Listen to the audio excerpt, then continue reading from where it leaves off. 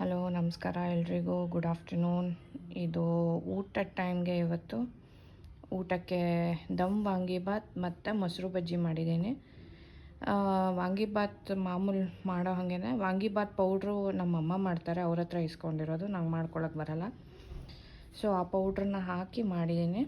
ಮತ್ತು ಆ್ಯಕ್ಚುಲಿ ಮೊಸರು ಬಜ್ಜಿ ಬೇಡ, ಬಟ್ ಹಾಗೆ ತಿಂದರೆ ಚೆನ್ನಾಗಿರುತ್ತೆ. ನನ್ನ ಮಕ್ಳಿಗೆ ಬೇಕಾಗತ್ತೆ ಅಂದ್ಬಿಟ್ಟು ಮೊಸರು ಬಜ್ಜಿ ಮಾಡಿದ್ದೀನಿ.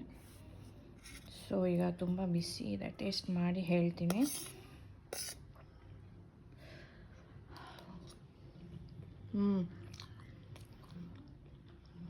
ತುಂಬಾ ಚೆನ್ನಾಗಿದೆ. ಬದನೆಕಾಯಿ ಸೂಪರಾಗಿದೆ. ಬಿಳಿ ಬದನೆಕಾಯಿ ತೊಗೊಂಡಿದ್ದೀನಿ.